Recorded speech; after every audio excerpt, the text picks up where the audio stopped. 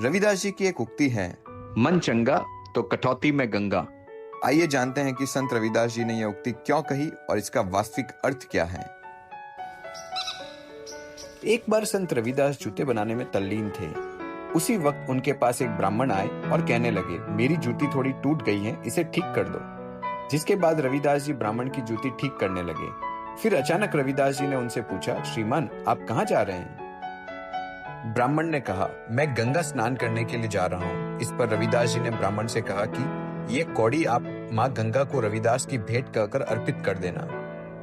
इसके बाद ब्राह्मण अपनी जूती लेकर चला गया। रविदास जी फिर से अपने काम में तल्लीन हो गए।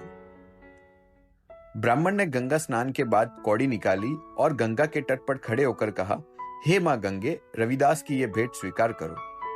उसी वक्त गंगा जी से एक हाथ प्रकट हुआ और आवाज आई, लाओ रविदास जी की ये भेंट मेरे हाथ पर रख दो।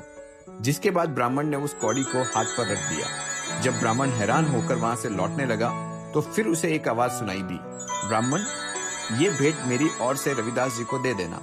दरअसल गंगा जी के हाथ में एक रत्न जड़ित कंगन था। ब्राह्मण हैरान होकर उस रत्न जड़ित कंगन को लेकर चल पड़ा। जाते जाते रास्ते में उसने सोचा कि रविदास को क्या मालूम कि गंगा ने उसके लिए कोई भेंट दी है। ब्राह्मण सोचने लगा, अगर ये रत्न जड़ित कंगन मैं रानी को भेंट दूं तो राजा मुझे मालामाल कर देगा। वह राज दरबार पहुंचा और रानी को भेंट स्वरूप वह कंगन दे दिया। रानी वह कंगन देखकर बहुत खुश हुई। इधर ब्राह्मण अपने मिलने वाले इनाम के बारे में सोच ही रहा था कि रानी ने अपने दूसरे हाथ के लिए भी वैसा ही कंगन लाने की फरमाइश राजा से कर दी। राजा ने ब्राह्मण से कहा, मुझे इसी तरह का दूसरा कंगन चाहिए। इस पर उस ब्राह्मण ने कहा कि आप अपने राज जौहरी से इस तरह का दूसरा कंगन बनवा ले। तभी जौहरी ने राजा को बताया कि इसमें जड़े रत्न बहुत कीमती हैं, वह राजकोष में भी नहीं है। इस पर राजा को क्रोध आ गया। उसने ब्राह्मण से कहा कि यदि तुम दूसरा कंगन लाकर नहीं दे सके तो तुम्हें मृत्युदंड मिलेगा। यह सुनकर ब्राह्मण की आंखों से आंसू बहने लगे। फिर उसने सारी सच्चाई राजा को बताई। फिर कहा कि केवल रविदास जी हैं जो दूसरा कंगन मां गंगा से लाकर दे सकते हैं। राजा को इस बात पर विश्वास नहीं हुआ। वह ब्राह्मण के साथ संत रविदास के पास पहुंचा। वहां रविदास जी अपने काम में हमेशा की तरह तल्लीन थे। ब्राह्मण ने दौड़कर उनके पैर पकड़ लिया। साथ ही वे अपने जीवन की रक्षा की प्रार्थना की।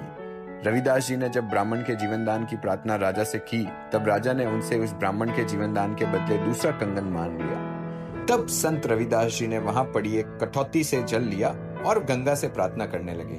तभी कठौती में एक दूसरा कंगन प्रकट हुआ। राजा यह देखकर बहुत हैरान हुआ। इसके बाद संत रविदास जी ने कहा, मन चंगा तो कठौती में गंगा।